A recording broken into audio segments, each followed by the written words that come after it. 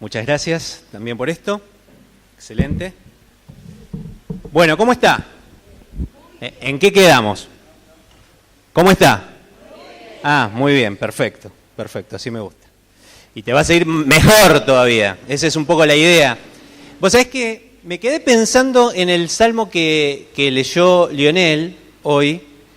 Te voy a invitar que lo busques un segundo porque tiene mucho, pero mucho que ver con lo que vamos a tratar hoy.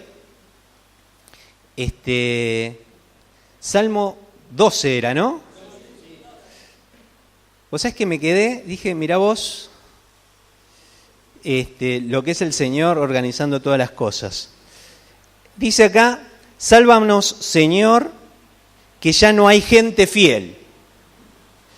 Ya no queda gente sincera en el mundo, dice una persona que escribe hace 3000 años, ¿no? Mirá, vos fíjate. Es actual, parece el Clarín de hoy, ¿no? La Nación de hoy. Bueno, dice, sálvanos, Señor, que ya no hay gente fiel, ya no queda gente sincera en el mundo, no hacen sino mentirse unos a otros, sus labios lisonjeros hablan con doblez. El Señor cortará todo labio lisonjero y toda lengua jactanciosa, que dice, venceremos con la lengua, en nuestros labios confiamos. ¿No? Esto tendrían que leer los políticos de Argentina, ¿no? Nuestros políticos debieran leer esto. ¿Quién puede dominarnos a nosotros? Dice el Señor, voy ahora a levantarme y pondré a salvo a los oprimidos, pues al pobre se le oprime y el necesitado se queja. Ya no queda gente sincera en el mundo, todos se mienten unos a otros, hablan con doblez. Vamos a buscar el libro de los Hechos, por favor, que es el texto que vamos a considerar. Vos sabés que venimos estudiando el libro de los Hechos, domingo tras domingo, ya vamos por el capítulo 14, vamos a entrar ya en el capítulo 14, vamos a buscar Hechos 14.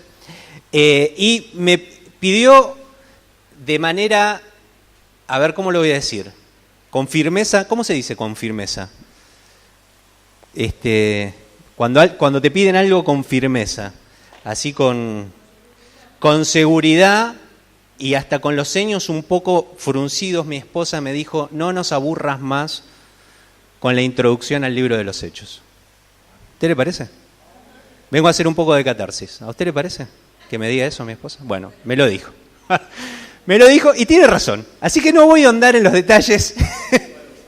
Tiene razón, dice, ya hace 14 capítulos que venís hablando y contás siempre la misma introducción, ya no tenés cansados. Bueno, ok, listo, no voy a contar nada, pero sí, ayer veíamos una película, porque a veces miramos películas, veíamos una película y me llamó la atención que el director había logrado en el primer minuto de película meterte en contexto. El tipo en un minuto de la película ya te había explicado de qué se trataba todo, ¿no? Y todo lo demás, entonces dije, mira qué bueno, voy a tratar de hacer lo mismo. Entonces en un minuto voy a tratar de meterte en contexto. Esto sucede, el libro de los Hechos es la historia del origen de la iglesia, básicamente rapidito te cuento. Jesús muere, resucita, se va, y antes de irse no tiene mejor idea que agarrar a los dos y dice, muchacho, vamos a hacer un movimiento mundial. Ahora se va a enterar todo el mundo de que hay un Salvador. Pero nosotros somos dos, sí, ustedes, agarra y se va al cielo. Así terminan los evangelios. Jesús se va al cielo, vayan por todo el mundo, prediquen el evangelio y arranca el asunto. Y así, con un poco de timidez, estas personas comunes y corrientes, como cualquiera de nosotros, empiezan a hablar de este Jesús que cambia la vida, y resulta que empieza la gente, ¿qué? A convertirse, ¿no? Y empiezan a formarse iglesias en distintos lugares, y empieza la explosión mundial del evangelismo, que son personas que habían creído en Cristo, que van a otras ciudades a hablarle de Jesús a personas que no tenían ni idea de Jesús, y eso se conoce en la Biblia como los movimientos misioneros. Hoy en día existen todavía, y de hecho alguien en algún minuto cruzó el océano y vino hasta la Argentina a hablarnos de Jesús, y hemos conocido el Evangelio del Señor Jesucristo. De hecho, tenemos una provincia que se llama Misiones, ¿no? Justamente por las misiones jesuitas, que se habían instalado ahí en el tiempo de la conquista, ¿no? Así que, pero esto no empezó ahora hace 200 años, sino que esto empezó hace 2000 años, algo más de 2000 años, con personas que empezaron a ir a predicar el Evangelio. Y obviamente el Evangelio de Jesús causa una revolución en todos lados.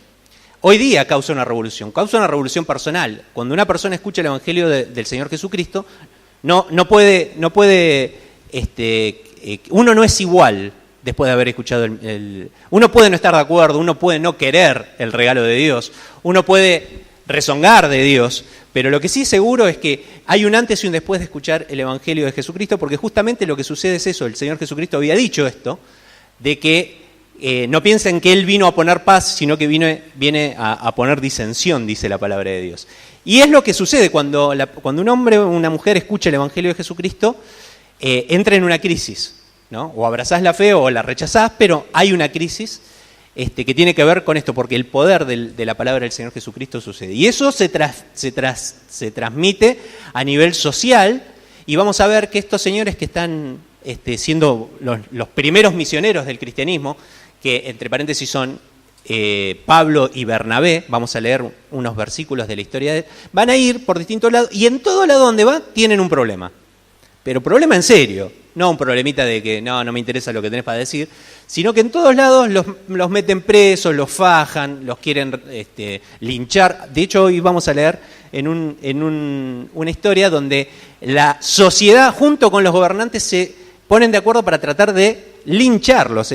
Van a organizar un linchamiento, los quieren linchar porque justamente ellos vienen a hablar de una novedad que es la fe en el Señor Jesucristo. Y la prédica del día de hoy se llama Antídotos espirituales contra la amargura. Hoy voy a hablar de eso. ¿Le gustaría? Antídotos espirituales contra la amargura. ¿Usted se ha sentido amargado alguna vez? Probablemente hoy haya venido a la iglesia amargado o esté pasando un tiempo de amargura. Y yo quisiera repasar algunas cosas importantes que dice la palabra de Dios, que son antídotos. ¿Usted sabe lo que es un antídoto? Una medicación que hace ¿qué? Que cura, ¿no? Digamos, es típico de las películas cuando te muerde la víbora. Rápido el antídoto, ¿no? Porque te morís, qué sé yo, te meten eso y es como una inyección o un medicamento que contrarresta, ¿no?, los efectos de un veneno, por ejemplo. Eso es un antídoto, ¿no? Y vamos a ver que en la Biblia vamos a encontrar algunos antídotos espirituales contra la amargura. Te quiero decir algo. Voy a arrancar con esto. Si hay algo que Dios no quiere en tu vida es la amargura. Y Dios ha decidido dejarnos algunas cosas en el manual de la vida, que es la Biblia, que a mí me gustó llamarlo así, antídotos contra la amargura. ¿Le parece bien? ¿Le gustaría? ¿Viene bien? Amén. Perfecto. Vamos a leer lo que dice la palabra de Dios, vamos a arrancar leyendo el texto y a partir de ahí vamos a ir derivándonos a las conclusiones. Bueno, capítulo 14 del libro de los Hechos, ¿lo encontró? ¿Lo tiene? Comparta su Biblia, sea solidario. Acérquese a quien no tiene Biblia o le está costando encontrar. Hechos es el quinto libro del Nuevo Testamento. Vamos a leer el capítulo 14. Obviamente cuando hablamos de capítulo, el número grande, ¿no? El número grande es 14, versículo 1. Dice, en Iconio, yo te cuento algo. Iconio es una ciudad, ellos ya habían arrancado a predicar en Chipre, habían pasado por Chipre, habían pasado por Antioquía, habían tenido varios problemas, y ahora se tuvieron que rajar y fueron a Iconio, que es una ciudad que está como a 30 o 40 kilómetros de Antioquía, ¿sí? Se ríen porque yo hablo así, ¿no? Pero se tuvieron que rajar porque los iban a matar. Y llegan a un lugar que se llama Iconio, y ahí vamos a leer qué pasa. Dice, en Iconio, Pablo y Bernabé entraron, como de costumbre, en la sinagoga judía y hablaron de tal manera que creyó una multitud de los judíos y de los griegos. Te quiero hacer una mención especial acá. La Biblia va a hablar de un grupo de personas que se llaman gentiles. Quiero hacer la aclaración, lo hago siempre, porque no estás obligado a saber de qué se trata. Pero los gentiles en la Biblia significan las personas que no son judías. Básicamente, para la Biblia, usted y yo somos gentiles. Es decir, están los judíos y los gentiles. Y hay esa diferenciación porque había una cuestión entre los judíos, había una cuestión media de racismo, ¿sí?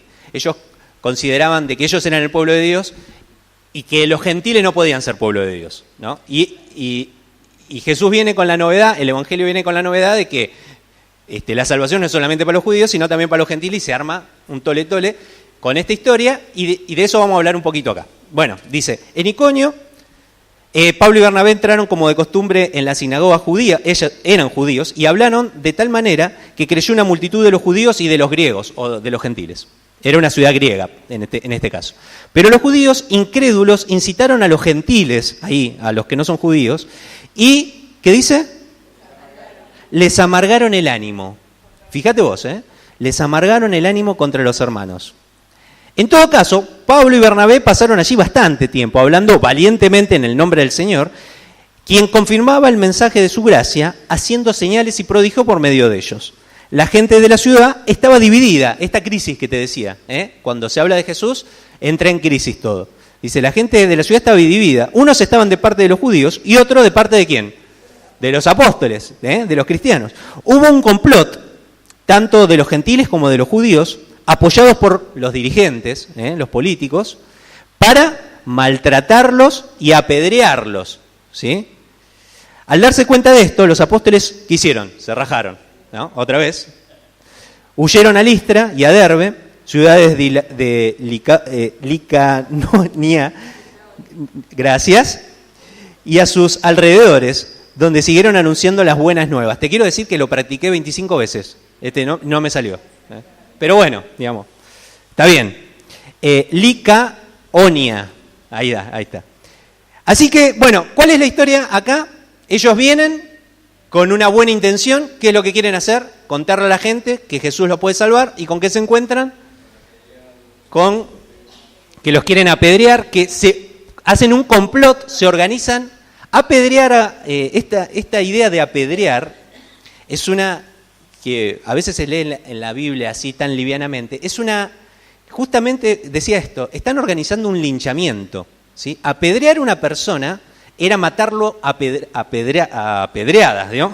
Digamos, justamente, llenarlo, hacer arriba de él una montaña de piedra, y era la forma de ejecución que tenían los judíos, de hecho, ¿te acordás que habíamos leído esto, el primer mártir cristiano, ¿quién es? Esteban, que lo apedrean, ¿no? Bueno, a Jesús varias veces lo quieren apedrear y él se va. Bueno, tienen la idea de apedrearlos señores. Vos fíjate, yo me imagino que por un segundo me pongo en las sandalias de Pablo y Bernabé y digo, che, ¿qué onda? Vengo hasta acá, que es un lugar donde no conozco, que no conozco a nadie. Vengo a contar una buena noticia. Vengo a contar de que Jesús es el Salvador, que te puede traer paz al corazón, qué sé yo, y la gente me reacciona queriéndome apedrear. ¿No? No había muchas motivaciones para seguir predicando. Sin embargo, dice la palabra de Dios que ellos siguen valientemente predicando ahí durante un tiempo hasta que ya se hace insostenible la situación y se tienen que ir. Pero yo no me quiero reparar en eso, y podríamos hablar de que para predicar el Evangelio uno tiene que ser valiente y que hoy en día, si bien nadie organiza un linchamiento porque vos sos cristiano, uno puede tener mucha opresión o contrariedad contra personas que no creen y qué sé yo, y que realmente para hablar de Jesús uno tiene que ser valiente. Me acuerdo de que la palabra de Dios dice que el reino de los cielos lo arrebatan los valientes, ¿no? Uno nunca se tiene que olvidar de eso. Que el reino de los cielos es para valientes, sin duda. Y ellos dicen acá que predicaron valientemente, pero yo me quiero reparar en un detalle. Acá dice que en el versículo 2, que te quiero invitar a leer, y esto está en relación con lo que leíamos en el Salmo, ¿no? Que ya no hay gente, ya no queda gente buena, ¿no? Dice, pero los judíos incrédulos, es decir, que no son gente de fe, son los incrédulos, incitaron a los gentiles y ¿qué? Les amargaron el ánimo, ¿no? Entonces, yo me quedé pensando, y de lo que quiero hablar hoy es que cuando uno está viviendo la vida de fe, cuando uno vive la vida de fe en el Señor Jesucristo, va a haber gente trabajando ¿para qué? Para amargarte el ánimo. Y esto no es nuevo. Esto sucedió desde que el Señor Jesucristo vino. Hoy leíamos al principio que a lo suyo vino. ¿Qué es lo suyo? Lo suyo del Señor Jesucristo dice, a lo suyo vino y los suyos o no lo recibieron, la gente de él no lo recibió, pero a lo suyo, ¿qué es lo suyo? ¿A qué vino? ¿Cuál era el asunto al que vino Jesús? A hablarnos de la paz de Dios, del amor, del perdón, y los suyos no lo recibieron. Digamos, esto funciona así. Y quisiera poner un pie en palabras de Jesús. Te voy a invitar a que busques, por favor, el libro de Mateo, porque quiero hacerte notar que el Señor Jesucristo ya nos advirtió de esta situación. Capítulo 10 de Mateo.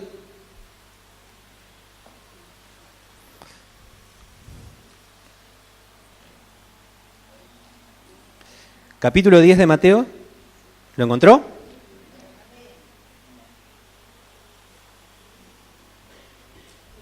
Y este es un versículo que a mí me gustaría que vos lo tengas marcado en tu Biblia y lo recuerdes siempre, porque esta es una advertencia de Jesús muy importante para todos los que hemos decidido seguirles. Dice el versículo 16, mirá, dice, los envío como ovejas en medio de ¿qué? ¿Lo encontró? 10:16. Capítulo 10, versículo 16. Dice, los envío como ovejas en medio de lobos. Por tanto, dice, sean astutos como serpiente y sencillos como palomas. Mirá cómo arranca el 17. Tengan cuidado con la gente. ¿Lo ves? ¿Lo dijo Jesús? Lo dijo Jesús. Dice, yo los envío como ovejas en medio de los lobos.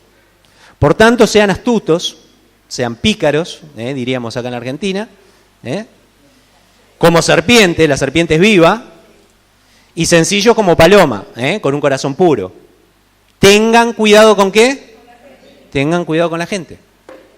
Tengan cuidado con la gente. Así que la amargura, dice acá que hubo gente que se ocupó de amargar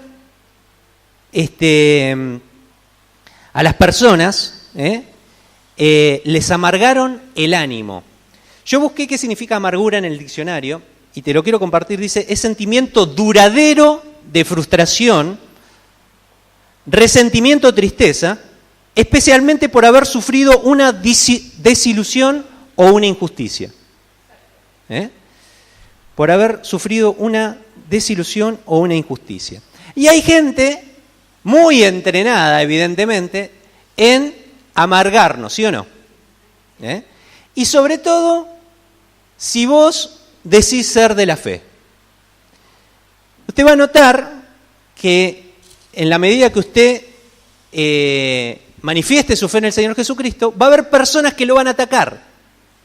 Y vos decís, che, pero este pibe se entrena todas las noches para ver qué me va a decir la mañana siguiente. Te va a pasar en el trabajo, te va a pasar, no sé, en el grupo con el que vas a jugar al fútbol, te va a pasar en el mercado cuando fuiste a comprar. Y va a ser insistente, ¿por qué? Porque Jesús nos dijo esto. Yo los voy a mandar a ustedes como ovejas en medio de los lobos. Usted imagínese una oveja que dice, bueno, voy a salir a pasear y pasea por una manada de lobos. ¿Una manada se llama? Una manada de lobos. ¿La pasa bien? Va a tener que rajar bastante, ¿no? Como le pasaba a los apóstoles. Pero es un poco la situación que nos pasa a cada uno de nosotros. Desde un punto de vista, vos decís, bueno, ¿qué tiene que ver esta historia de la historia misionera conmigo?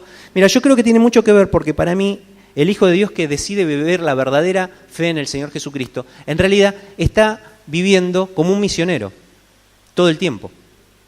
Vos estás con una misión todo el tiempo. Estás como una oveja en medio de los lobos. ¿Pasa o no pasa en el trabajo? ¿Pasa o no pasa en la familia a veces? ¿Cuántas veces los que se ocupan de amargarte son los que tenés en la familia, ¿no? Y el cristiano que vive su fe de verdad está en una constante misión. Porque está llevando la luz del Señor Jesucristo a donde va. No necesariamente un misionero cristiano tiene, que hoy lo hay, ¿no? Pero no necesariamente usted tiene que dejar su trabajo, su familia e irse al África a predicar, o instalarse entre los indios caníbales del Amazonas para ir a predicar, que gracias a Dios por quien lo hace. Pero usted vive una vida de misión todos los días, cuando se relaciona con personas que aparte se van a ocupar de hacerte sentir mal por tu fe. Y el Señor Jesucristo lo avisó, y el Señor Jesucristo nos dijo que nos íbamos a amargar, nos dijo que en el mundo íbamos a tener aflicción, ¿no? Pero dijo, confíen, yo vencí al mundo, dice el Señor Jesucristo. Así que acuérdese de esas cosas. Así que yo quiero contarte 3 antídotos, voy a hablar de 3 cosas que suelen amargarnos, que quizás nos pasan a todos los que hoy estamos acá, y 3 antídotos espirituales para contrarrestar el veneno de la amargura que nos produce esas cosas. La primera cosa que suelen usar las personas para amargarnos, referido a nuestra fe, es la burla. ¿Se han burlado de usted alguna vez? ¿Por ser hijo de Dios se han burlado? Bueno. Eso, la burla, quizás sea de las cosas que más daño hacen. Cuando se burlan de uno se siente muy incómodo, ¿no? Porque puedes sonar divertido para el otro, pero vos no te estás divirtiendo, se divierte el otro, ¿no? Es lo que yo le trato de explicar a mis hijos. Cuando vos es un chiste, no, es un chiste si nos reímos todos, pero si vos te estás riendo del otro no es un chiste, es una burla, ¿no? Entonces, cuando uno es burlado, ¿se siente bien o mal? Bastante mal, ¿no? Te sentís que te están tomando el pelo, que se están burlando y todo lo que implica la burla. Y eso, por lo general, produce algunos sentimientos bastante negativos. Por ejemplo, ¿qué siente usted cuando se burlan de usted? Bronca, ¿no? Rabia. ¿Qué más sentís cuando se burlan de vos? Impotencia, angustia y te amarga, ¿no? Digamos que lograron amargarme el día. Digamos, llegué a la oficina, me fui a laburar, llegué al laburo, y vos, evangélico, pastor, no sé qué, y te, ¿no? Y te dan. Y te amargan. Ahora, ¿cuál es el antídoto que nos propone la Biblia ante las situaciones de burla que nos producen bronca, impotencia y amargura? Porque aparte, te pasa que en la mayoría de las veces vos estás obligado a volver a ese entorno, ¿no? Y al otro día, y de vuelta, ¿no? Y parece que no para nunca. Y eso genera hacernos sentir mal. Bueno, yo te quiero proponer un antídoto que encuentro en la palabra de Dios para la amargura provocada por la burla. Y el consejo, yo te voy a aconsejar 3 cosas, 3 antídotos que son cosas que vos conocés. Así que no voy a inventar la rueda hoy, pero que es importante que lo tengamos en cuenta. Cuando usted sea víctima de la burla, el consejo es intensifique su tiempo de oración y solicite a Dios que sane su corazón, le dé sabiduría para soportar la prueba y para perdonar. Porque habitualmente uno siente rencor por quien se está burlando de uno.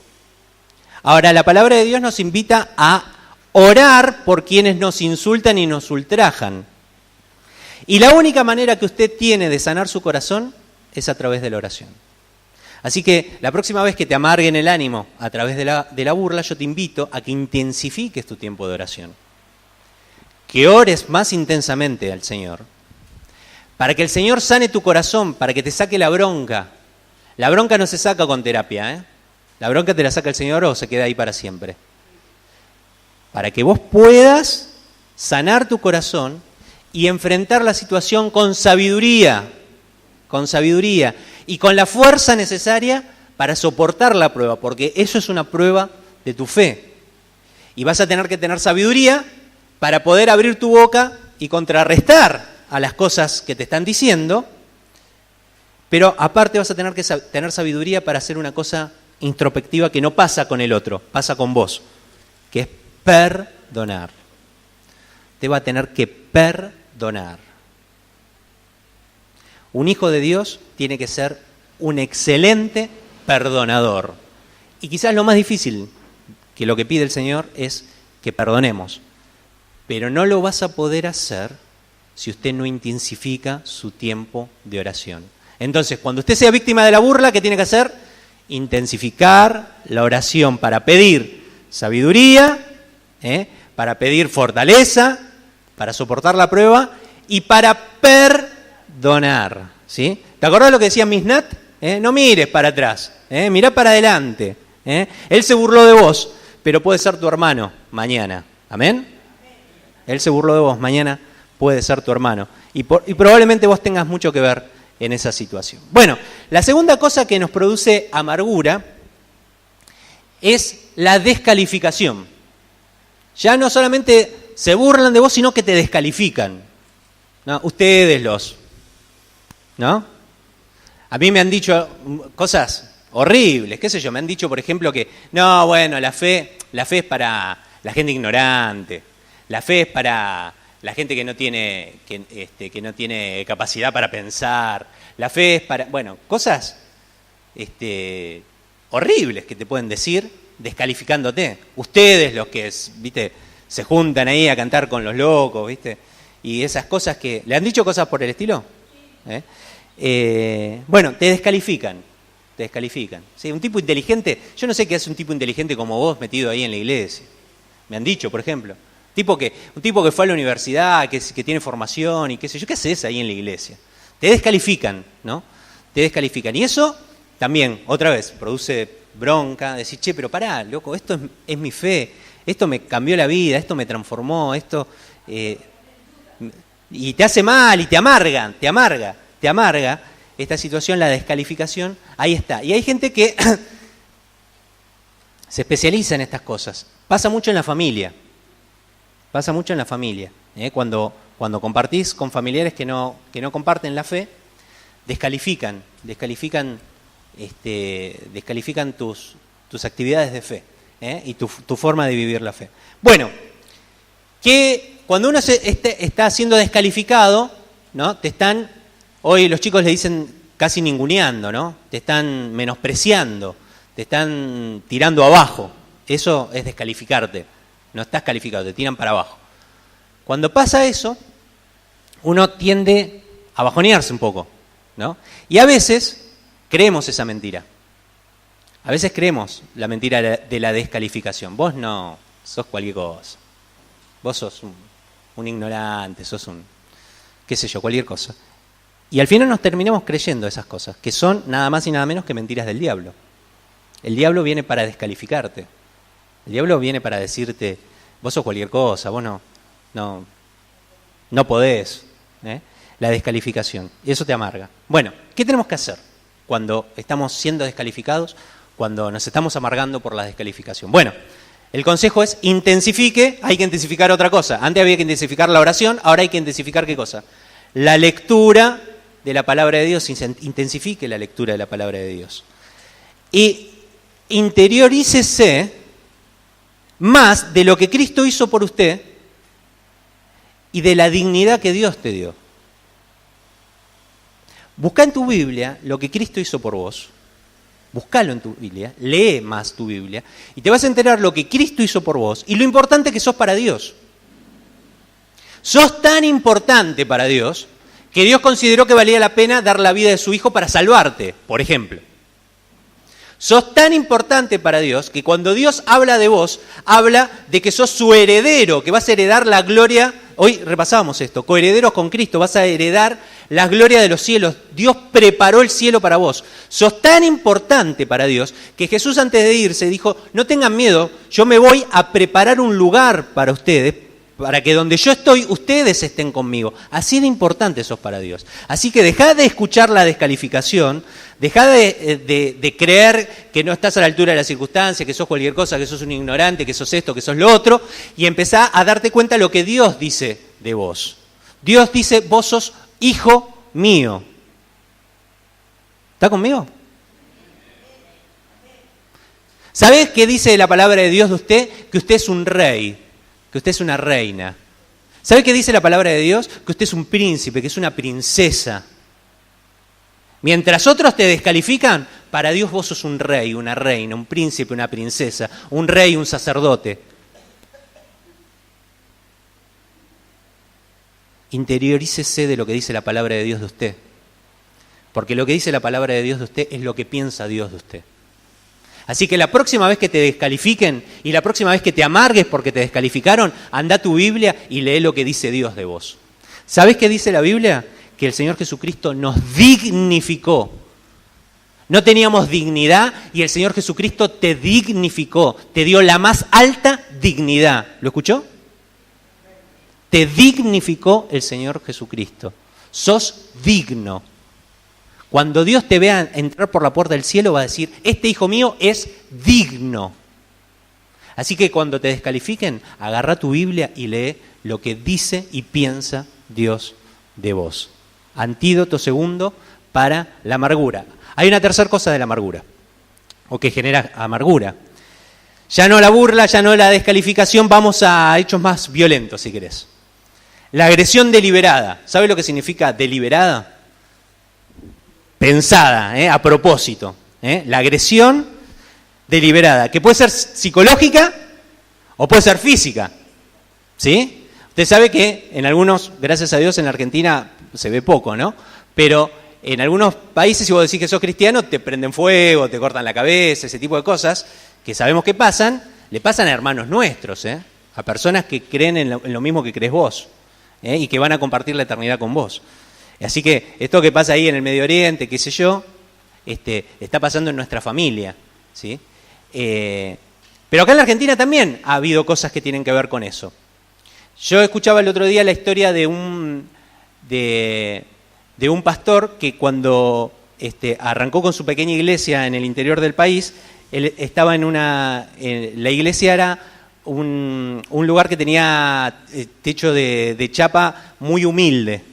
Y ahí había empezado su iglesia y los vecinos les molestaba que esta persona esté levantando la iglesia ahí y no tuvieron mejor idea que agarrar y tirar un gran ladrillo arriba del techo de chapa con tan mala fortuna que se rompió el techo y el ladrillo cae sobre la cuna de su hijo recién nacido, de este pastor, ¿no? Y por supuesto mató el bebé. Y contaban esta historia tristísima de agresión física, ¿no? De agresión física. Hoy en día vemos en muchos lugares de culto, no solamente iglesias cristianas evangélicas, sino de otras manifestaciones del cristianismo, vandalismo, gente que entra a las iglesias y escribe las paredes o prende fuego los bancos o qué sé yo, locuras que están pasando. Que son agresiones que amargan, ¿no? Y que somos muchas veces víctimas de estas situaciones. Así que la agresión puede venir también por tu fe, de manera física. Y cuando uno está siendo agredido psicológicamente o físicamente por haber creído en el Señor Jesucristo, hay un consejo también en la palabra de Dios y es: intensifique su tiempo de compartir con la comunidad de fe. Congregate. Anda a buscar a la familia de la fe. Cuando te están agrediendo, cuando te están lastimando, cuando te están psicopateando, congregate, juntate con la familia de la fe. Eso va a hacer que vos te fortalezcas, eso va a hacer que vos te motives a la fe, eso va a hacer que vos te levantes y eso va a hacer que la amargura se vaya. Así que cuando se burlen, orá. Cuando te descalifiquen, cuando te ninguneen, lee. Y cuando te agredan, congregate, juntate con tus hermanos, contale a tus hermanos: me está pasando esto, tengo mis vecinos que me hacen daño, están diciéndome cosas, me pasa esto en el trabajo, oren por mí, yo voy a orar por vos. Intensifiquemos la vida de comunidad de fe. La conclusión: la verdadera vida cristiana es un viaje hostil, muchachos, sepámoslo. Es hostil. ¿Sabe lo que es hostil? ¿Sabe lo que es la hostilidad? Se dice que un territorio es hostil cuando, por ejemplo, en la guerra está el enemigo, ¿no? En términos de guerra, se dice que, por ejemplo, tal ciudad es hostil porque ahí está el enemigo, ¿no? Si vas a pasar por ahí te van a bombardear. Eso significa. Para mí la vida cristiana es esto. Es como ovejas en medio de los lobos, lo dijo Jesús. Eso no, No podemos decir que Jesús no nos avisó de esto. Jesús nos dijo, está buenísimo, yo te voy a perdonar, vas a ir al cielo, pero como ovejas en medio de los lobos, muchachos, sepámoslo. La vida cristiana es un viaje hostil, repleto de situaciones que te van a amargar. Pero Dios nos ha dejado herramientas muy poderosas para que la manifestación del Espíritu Santo nos proyecte a una vida que vaya de victoria tras victoria. Usted cuando ora, lee la palabra y se congrega, el poder del Espíritu Santo en su vida lo va a transformar y te va a llevar a una vida que va a ir de victoria en victoria. Si se burlan, orá. Si te descalifican, lee. Si te agreden, congregate y deja que el Espíritu Santo te lleve de victoria en victoria. Gracias por escucharme. Que Dios te bendiga mucho, mucho, mucho esta semana.